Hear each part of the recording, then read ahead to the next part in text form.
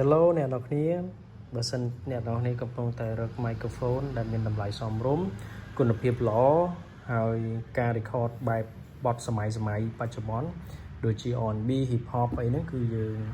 មាន brand មួយគឺ Lovit អានេះត្រូវសម្រាប់បងប្អូនមិនមែនជា mic ប្រភេទ vintage ណា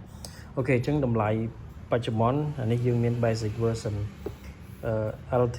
240 Pro អានេះតម្លៃវា100ជាងតិចតួចទេយើងមានតែ microphone មាន windscreen ហើយមានដងគៀបជាមួយនឹងដង micro អូខេនេះយើងមូលហើយយើង version ដដែលលេខកូដដដែល240 Pro ហ្នឹងប៉ុន្តែមួយនេះគឺជាហៅថា version studio អញ្ចឹង studio មកជាមួយនឹង pop filter ដែក windscreen សម្រាប់យើង curve លើ microphone ហ្នឹងពេលយើងត្រូវការនិយាយអីហ្នឹងអានេះគឺ shock mount គឺមែនតើអានេះគឺប្រភេទpop filter ឆក់អញ្ចឹងយើងដាក់មកវាឆក់ជាប់ហើយអូខេអញ្ចឹងនេះអញ្ចឹងស្រស់ស្អាតហើយអានេះដាច់មែនតើនេះ440នេះអូខេអញ្ចឹងមើលរូបរាងរបស់440គឺមើលទៅ premium ហើយជាពិសេស brand របស់ Lovit នេះអត់ copy body ពី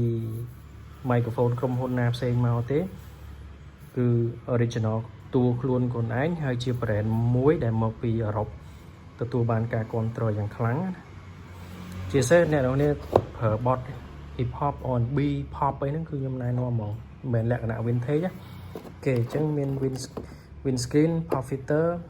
ហើយជាពិសេសអ្នកនរនេះអាចមកសាកសលេងផ្ទាល់បាននៅហាងយើងមាន demo test ហើយ stock ថ្មីគឺយើងមានច្រើនដែរនេះមានកាបូបដាក់ micro ពេលយើងទៅធ្វើការថតអីហ្នឹងអាហ្នឹងមានកាបូបមានអីទាំងអស់មានកងដៃមានអីទាំងអស់អូខេបើសិនជាអ្នកនរគ្នាចាប់អារម្មណ៍អាចសួរព័ត៌មានលម្អិតបានពីហាង